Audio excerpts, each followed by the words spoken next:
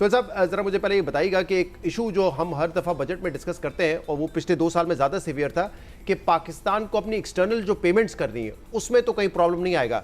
तो इस साल ऑब्वियसली हमारी रेमिटेंसेज बढ़ रही हैं, हम देख रहे हैं $41 बिलियन टच कर जाएंगी, आरडीआई अकाउंट में पैसे आ रहे हैं, लेकिन एक्सपोर्ट्स हमारी स्टैग्नेंट है। ये इशू होगा इस साल, चैलेंज है या नहीं हमारे लिए? देखिए, दो आपके पहलू हैं, एक एक्सपोर्ट अलग है और एक्सटर्नल अकाउंट अलग है। तो एक्सटर्नल अकाउंट में तो मुझे लगता है कि कोई मेजर आपको प्रॉब्लम नहीं आएगी, इसलिए कि सरकार खुद कह रही है कि हम जो करंट अकाउंट डेफिसिट है वो 1% से कम करेंगे। और आपको पता है पिछले 3-4 साल से किस तरह हम जो है एक्सपोर्ट इंपोर्ट को मैनेज कर रहे हैं। और लास्ट ईयर तो करंट अकाउंट सरप्लस था, इसके बावजूद के 4 महीने ईरान की जंग थी। दूसरी जानिब जो अभी सऊदी अरेबिया से हमने लोन लिया है, जो यूएई से लोन था, वो हर साल रिन्यू होता था। अब इतरात ये कि जो सऊदी अरेबिया से लोन लिया है वो 3 साल का है। इसी तरह जो यूरो बॉन्ड लिए हैं वो भी 3 साल 5 साल के, रोल ओवर नहीं कराना, तो रोल ओवर रिस्क कम हो गया। तो ओवरऑल जो है मेरे ख्याल में एक्सटर्नल अकाउंट सिचुएशन और करेंसी की सिचुएशन तो आई थिंक अंडर कंट्रोल रखती है, अज्यूमिंग कि ये ईरान का मसला कोई एक ऑयल को $150 या $130 ना ले जाए। जहाँ तक एक्सपोर्ट्स का है, आई थिंक एक्सपोर्ट्स में 2 पहलू हैं, एक है गुड्स एक्सपोर्ट्स और एक है सर्विसेज एक्सपोर्ट्स। तो सर्विसेज एक्सपोर्ट्स में तो जो 15-20% की ग्रोथ है वो बज़ाहिर लग रहा है कि चलेगी, क्योंकि ये जो टैक्स एग्जेम्पशन का जो इशू था आईटी की ख़त्म होने का, उन्होंने उसको एक्सटेंड कर दिया। तो एक अनसर्टेनिटी है वहाँ पे, वो ख़त्म हो गई है। जहाँ तक गुड्स एक्सपोर्ट्स है वहाँ पे चैलेंजेस रहेंगे, और जो कुछ मराहत हमने देखा एक्सपोर्टर्स को दी है, मगर जो दुनिया में रिसेशन है या स्लो डाउन है, प्लस हमारी एनर्जी कॉस्ट है, प्लस टैक्स रेट हमारा अभी भी रिलेटिवली हाई है, तो हो सकता है कि वहाँ कोई 15-20% ग्रोथ ना आए। मगर अगर ओवरऑल एक्सपोर्ट में हमें लगता है थोड़ी बहुत ग्रोथ आ जाएगी, क्योंकि पिछले साल हमने देखा कि जो कमोडिटी थी राइस वगैरह की ग्रोथ एक्सपोर्ट वो काफ़ी मुतासिर हुई थी। तो अगर वो बेहतर हो जाती है तो हम 30-32 अरब का आई थिंक एक्सपोर्ट्स गुड्स का कर सकते हैं, और 11-12 बिलियन का हम कर सकते हैं सर्विसेज का। तो ये 44 बिलियन ये हो गया, और आपका रेमिटेंस और आरडीए मिलके 44 से 45 बिलियन हो जाएंगे। तो ये कोई 88-89 बिलियन डॉलर का इनफ्लो अगले 12 महीने के लिए मुझे लगता है एडिक्वेट होगा। सही, जरा एक्सपोर्ट्स पर ही मजीद बात करते हैं। गौहर एजाज साहब, क्योंकि हुकूमत का विजन है और एहसन इकबाल साहब कह चुके हैं कि 2035 तक हमें $100 बिलियन करने हैं एक्सपोर्ट्स। मुझे याद है 2014-15 में एक नवाज शरीफ साहब की तकरीर थी, उस वक्त भी उन्होंने ये कहा था कि $100 बिलियन एक्सपोर्ट्स करने हैं। कुछ इकदाम लिए गए हैं एक्सपोर्टर्स के ऊपर से, जैसे एडवांस टैक्स था वो खत्म किया गया है, सुपर टैक्स खत्म किया गया है। क्या आपको लगता है कि इतनी मराहत दी गई है कि एक्सपोर्ट्स आपकी सब्सटैंशियल इंक्रीज हो सकती है इस बजट के बाद? शहजाद, इसमें फर्स्ट पॉजिटिव के पिछले 2 साल से एक्सपोर्टर्स को जो है के साथ ज्यादती हो रही थी कि उन पे जो विदहोल्डिंग टैक्स था, जो नॉर्मली आप डोमेस्टिक ट्रेड भी करें तो आपके पास मिनिमम टैक्स जो है वो 1% और 1.25% की कैटेगरी थी, लेकिन एक्सपोर्टर पे 2% लगा दिया था विदहोल्डिंग टैक्स, एडवांस टैक्स और विदहोल्डिंग टैक्स, जो है डिस्क्रिमिनेशन सी एक्सपोर्ट से। तो पॉजिटिव स्टेप ये है कि उन्होंने रियलाइज किया और वो उसको 2% से 1.25% पे लेके आ गए withholding tax. But exporters demand करते थे कि इनको फिक्स टैक्स रिजीम में ले जाएं, क्योंकि जो है वो एक्सपोर्टर का काम है कि जाए दुनिया में माल बेचे और दुनिया में जाके जो है वो पाकिस्तान के लिए डॉलर्स कमा के लाए। हमने उनको जो डोमेस्टिक इंडस्ट्री के मसाइल हैं हमने उनको उसी में डाल दिया। आप आज टर्की को देखें, टर्की ने 9% का टैक्स रेट निकाल दिया। हम अभी तक जो है वो टैक्स रेट 29 और 8% अब जो है सुपर टैक्स 37% का ये बेस टैक्स रेट है। उसके बाद डिविडेंड के ऊपर भी टैक्स है, और उसके बाद WWPFP है, WPPFP है, सोशल सिक्योरिटी है, EOB है, सिर्फ 2% का इम्पैक्ट आया टैक्स पे। जो 63 था, मैं अभी समझता हूँ 61% फ्लैट पड़ेगा। एक्सपोर्टर्स के लिए मैं ये समझता हूँ इस बजट में जो है वो कुछ नहीं। तो जो $30 बिलियन 4 साल पहले की एक्सपोर्ट थी, गुड्स की एक्सपोर्ट जो है वो मैं ही समझता था कि गवर्नमेंट उसको इनकरेज करेगी, कम से कम उसको DLTL पे ड्रॉबैक में उनको ग्रोथ पे 10% देना चाहिए था, ताकि कोई पाकिस्तान एक्सपोर्ट लेड ग्रोथ की तरफ डायरेक्शन तो ले, कोई चीज़ तो उनको दे पॉजिटिव जिसके तहत वो मेहनत करे। लेकिन मैं एक्सपोर्टर्स के लिए मैं ये समझता हूँ कि इस बजट में सिर्फ एक चीज़ है कि उनके विदहोल्डिंग टैक्स को 2% से 1.25 कर दिया। सही। और उनके जो है वो टैक्स रेट वहीं का वहीं खड़ा है। सही। हमारे साथ एहसन इकबाल साहब भी मौजूद है, वफाकी वजीर बराए प्लानिंग। बहुत बहुत शुक्रिया एहसन इकबाल साहब, आपने हमें ज्वाइन किया। आप एहसन इकबाल साहब, एक ऐसा मामला है जिस आप जो है वो पब्लिकली आके टीवी पे बात करते रहे, आप मीटिंग में बात करते हैं कि 2035 तक हमने $100 बिलियन को अपनी एक्सपोर्ट्स तक लेके जाना है। लेकिन अभी आप सुन रहे होंगे गौहर एजाज साहब कह रहे हैं कि विदहोल्डिंग टैक्स कम किया है आपने 1% से मिनिमम टैक्स 1% था 1.25% कर दिया। इसके अलावा कोई ऐसी डायरेक्शन नहीं दी गई है जिससे आप ये कह सकते हैं कि पाकिस्तान की जो गुड्स एक्सपोर्ट्स है उसमें इजाफा हो। शहजाद, सबसे पहले तो हमें ना उन मारूजी हालात को पेश नजर रखना चाहिए जिनके अंदर ये बजट बना है। सबसे पहली चीज तो ये है कि जो आखिरी पिछला जो साल था उसकी सहमाई में जो ईरान और अमेरिका की जंग हुई उसने हमारी मईशत को बुरी तरह इम्पैक्ट किया, क्योंकि हम एक बहुत हैवी ऑयल डिपेंडेंट मईशत है और बिलखसूस हमारी जो इस खिते के साथ तजारत भी उससे मुतासर होती है। दुबई एक मेजर ट्रांसशिपमेंट पोर्ट है जो एक्सपोर्ट्स को भी मुतासर करती है और पूरी इकॉनमी हमारी नहीं बल्कि पूरी दुनिया की उससे मुतासर हुई है। तो और उसके भी असरात चल रहे हैं। तो अभी हुकूमत के पास एक बड़ी महदूद स्पेस थी। फिर दूसरे नंबर पे जो हमारे इस खिते के हालात हैं, जियो पॉलिटिक्स इस वक्त चल रही है, मशरकी सरहदों पर जो सूरत है, मगरबी सरहदों पे है, तो हमारी दिफा की जरूरियात भी ऐसी हैं कि हमें उन्हें मुकद्दम रखना है। इस वक्त सबसे बड़ी इम्पोर्टेंट चीज ये है कि हम अपने दफा के अंदर कोई किसी किस्म की नरमी ना दिखाएं या उसमें कमी ना दिखाएं। तो ये सारे जो इस वक्त हमारे इम्पेरेटिव्स हैं, आपने देखा कि बजट बनाने में भी जो कुछ दुश्वारी हुई इसी वजह से हुई कि फिस्कल स्पेस कैसे पैदा की जाए और फिर हमें सूबों की मदद लेना पड़ी और उससे हमने फिर बजट को पुट टुगेदर किया। लेकिन इस बजट में सिग्नलिंग जरूर की गई है कि जो गौर इजाज साहब कह रहे हैं कि कुछ रिलीफ दिया गया। एक्सपोर्टर्स का सबसे बड़ा मुतालबा ये था कि उन पर जो एडवांस टैक्स लगता है उसको खत्म किया जाए, वो उसको खत्म किया गया। इसी तरह बिजनेसेस का बड़ा मुतालबा था कि सुपर टैक्स खत्म किया जाए, उस सुपर टैक्स को भी खत्म किया गया। इसी तरह सैलरीड लोगों का जो हम सब समझते थे कि वो बहुत ज्यादा दबाव में थे, उनके लिए भी कंसेशन किया गया है। तो ये हम नहीं कह सकते कि ये बजट कोई नॉर्मल हालात में बना है, ये जिन एबनॉर्मेलिटीज के अंदर बना है। और एहसन साहब ये इसमें एक चेंज है। देखें 13,350 का वो फिगर है जो कि डिविजिबल पूल में जाएगा, यानी तकरीबन 41% वफाक को मिलेगा, 59% सूबों को चला जाएगा इसमें।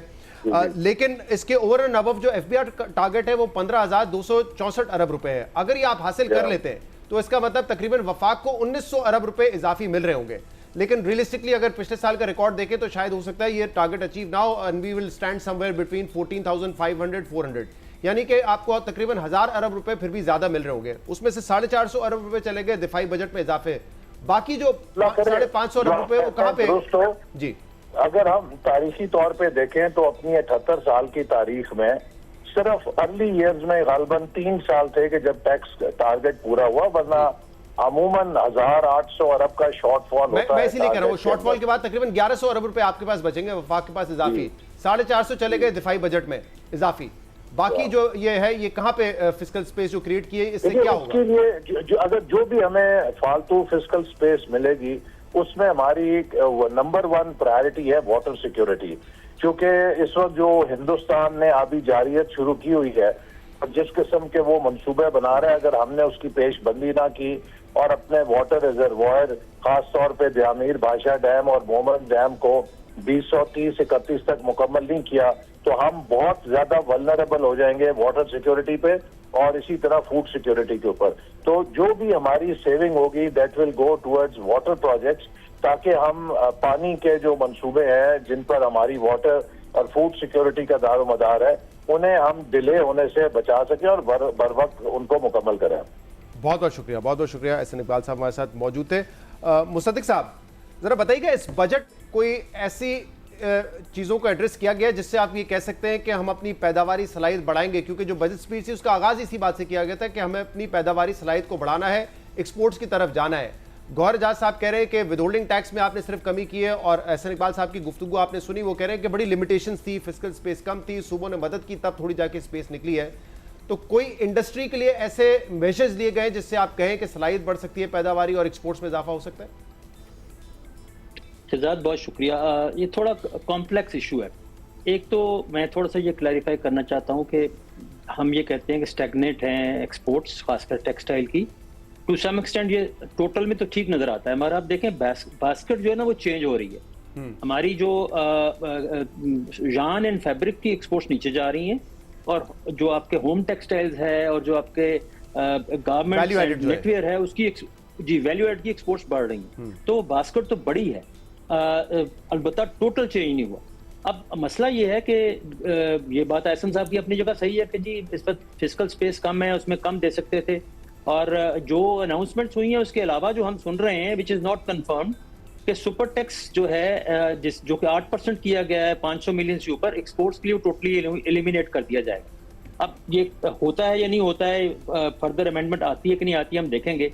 असल बात ये है कि इस वक्त जो हमारे पास कैपेसिटी अवेलेबल है वैल्यू एडेड में, वो $2-2.5 बिलियन से ज़्यादा की नहीं है। तो हम सस्टेन करें और इसको थोड़ा सा बढ़ाएं तो बहुत ज़्यादा इजाफा नहीं हो सकता। हमारे मुल्क का प्रॉब्लम ये है कि हम 6 महीने साल से आगे का सोचते नहीं हैं। हम ये सोचते हैं कि जो साल है ये कैसे गुजर जाएगा, अभी हमारी रेमिटेंसेस आ जाएंगी, हमने सऊदी अरब से 3 साल का लोन मिल गया है, उससे गुजारा हो जाएगा। भाई आगे क्या होगा? आप एम्प्लॉयमेंट कहाँ से जनरेट आपने करनी है आगे जब तक एक्सपोर्ट्स आपकी नहीं बढ़ेंगी, वो टेक्सटाइल्स में हो या बाकी चीजों बनाने के लिए, प्रोडक्शन बढ़ाने के लिए क्या करने की जरूरत थी फिर? देखें बात शहजाद ये है कि एक्सपोर्ट्स में इन्वेस्टमेंट की जरूरत, राइट? वो तभी होगी अगर जो आपका उसका रिटर्न ऑन कैपिटल एम्प्लॉयड है वो weighted average cost of capital से ज्यादा होगा। इस वक्त एनर्जी रेट के अलावा जो आपके बेशुमार लेवीज हैं जो कि लेबर पे लगाई गई हैं, जो कि गवर्नमेंट के पास जाती है और लेबर पे खर्च नहीं होती है, वही 7-8% बढ़ जाती है। हमारी जो कॉस्ट ऑफ प्रोडक्शन पाकिस्तान में है वो आपके जो कंपेटिटर्स हैं उनसे बहुत ज्यादा है। अभी गौहर साहब फरमा रहे थे कि जिससे टर्की ने 9% कर दिया है, बांग्लादेश में 12 से 10% टैक्स है ऑन एक्सपोर्ट्स, श्रीलंका में 15% है, वियतनाम में 20 और 21% और सब इंसेंटिव्स भी हैं। आप हमारे ऊपर जो टैक्स है वो इतना टैक्स के बाद रिटर्न इतनी नहीं बचती, जिसके जो पैसे कमा भी रहा है, क्योंकि हमारी तो लेबर भी कॉस्ट भी ज्यादा है, हमारी एनर्जी कॉस्ट भी ज्यादा है, तो हम पैसे जो लोग बचा भी रहे हैं उनके पास इतना पैसा नहीं है कि वो दोबारा री इन्वेस्ट करें। और तकरीबन आप समझे कि अगर आपने $10 बिलियन का इजाफा करना है तो $6-7 बिलियन की इन्वेस्टमेंट होनी है, और वो हो सकती है डोमेस्टिकली भी हो सकती है provided there is enough return on investment. तो वो नहीं। अच्छा, एक चीज मैं और आपको जरा क्लैरिफाई कर दूं, आई थिंक गवर्नमेंट ने डेफिनेटली कुछ ना कुछ तो मेजर्स किए हैं, और आई मस्ट अप्रिशिएट कि जो सैलरीड क्लास है, हम हमेशा ये कहते रहे उनको कुछ ना कुछ रिलीफ जरूर मिला है। मगर एक चीज देखें, जो आप कह रहे हैं कि 2% से 1.25% हो गया, एक्चुअली ये टैक्स बढ़ा है, कम नहीं हुआ। 1% मिनिमम टैक्स से 1.25 हुआ है। चंद एक कंपनीज हैं जो ज्यादा प्रॉफिट बना रही है, हमारी कंपनी है माशाल्लाह ज्यादा प्रॉफिट बना रही है, हम उस रेंज में नहीं आते, हम नॉर्मल टैक्स रेजिम के जो रेट्स हैं उस पे लगते हैं। मगर मैंने अभी कैलकुलेट किया है, वो तमाम एक्सपोर्टर्स जो 4% या उससे कम मुनाफा कमा रहे हैं, उनको 1.25 जो है उससे ज्यादा बढ़ जाएगा। 1.25 जो है वो उससे ज्यादा, 4% पे जो मुनाफा बनता है वो 1.16 ऑफ द टर्नओवर बनता है। तो आपने एक्चुअली तो टैक्स उनका 1% से बढ़ा के 1.25 कर दिया, और एडवांस टैक्स में उनको लिक्विडिटी से फायदा हो जाएगा थोड़ा बहुत। देखिए लिक्विडिटी में फायदा हो जाएगा, उसमें असल फायदा ये है कि लोग ये समझते हैं कि जब पैसा एडवांस में चला गया तो एफबीआर से वापस लेना बड़ा मुश्किल है। मुश्किल ये है कि बहुत सारा छोटा, देखें आप हमारे जैसे बड़े एक्सपोर्टर को आप छोड़ दें, हमारी डॉक्यूमेंटेशन बहुत अच्छी है अल्हम्दुलिल्लाह, हम ट्रांसपेरेंट हैं, ठीक है टैक्स ज्यादा लगेगा मगर हमें एफबीआर से मसला नहीं आएगा। जो एसएमई है, हजार एसएमई है, उसको जाके जब एनटीआर में जाके एक्सप्लेन करना पड़ेगा तो वो एक अच्छा खासा मसला है। वो उनके लिए रोज उनको जो नोटिस आएंगे, उनकी जो हरासमेंट होगी, उसको आप कैसे प्रिवेंट करेंगे?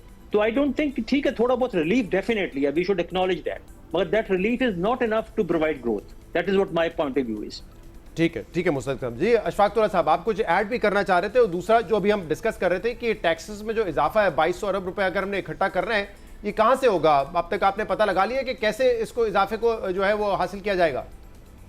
जी शहजाद, देखिए सबसे पहले तो ये है कि अभी ये 13,000 के करीब आपने, मेरा ख्याल है 12,983 आप कह रहे हैं कि जी इस साल हम टैक्स रिकवर करेंगे, और 12,983 को अगर मैं 12.5% पे लूँ, 4.5% की ग्रोथ पे 4.2 और 8.4, तो 12.6 अगर मैं 12.5 पे लेता हूँ तो ये बनता है टोटल मिला के 14,000 सब बिलियन। तो 658 अरब का ये डेल्टा आ रहा है 15,264 से अगर मैं निकालूं तो सही है। उसमें से 50 बिलियन का तो ये एस्टिमेट कर रहे हैं जो ताजिर दोस्त स्कीम या जो नई स्कीम ये ला रहे हैं रिटेलर की, उससे कर रहे हैं। कुछ उन्होंने ये जो मेजर लिए हैं जो मॉनिटरिंग के, उससे वो एक्सपेक्ट कर रहे हैं कि मिल जाएंगे। और बाकी मैं आपको अभी मेरा ख्याल है जो मेरी इतलात है, कुछ दिनों बाद ये एक विंडफॉल लेवी का लॉ आएगा, जो मैं समझ रहा हूँ जो पेट्रोलियम प्रोडक्ट में अभी जो उन्होंने एक्सेसिव पेमेंट कर दी है रिफाइनरीज को, ऑन अकाउंट ऑफ ये उन्होंने प्लाट्स के ऊपर किया और फिर जुबैल की रिफाइनरी पे किया, तो उस किस्म की चीजों पे मेरा ख्याल है वो लेवी लेंगे ताकि वो फेडरेशन के पास रहे। तो मुझे लग रहा है कि वो यहाँ से ये आएगा। दूसरा ये है कि ये अभी हम इस पे वर्क कर रहे हैं और काफी चीजें उन्होंने नई इंट्रोड्यूस की हैं। मॉनिटरिंग में ये जो फेसलेस की बात कर रहे हैं, मेरा ख्याल है वहां पर भी एक अच्छा पोटेंशियल इनके पास है। जैसे मिर्जा साहब कह रहे थे, अदन मजाक में इनको बता रहा हूँ कि पीआईए ने आज से 4 साल पहले अपनी बिजनेस क्लास खत्म कर दी थी, इकोनॉमी प्लस कर दी थी वो। अच्छा, तो उससे उनको कोई फायदा नहीं होने जा रहा, फिर उससे कोई फायदा नहीं होना जा रहा है। तो हमें जरा इस बात की याद करनी चाहिए कि हमें अपने दोस्तों को भी देखना चाहिए।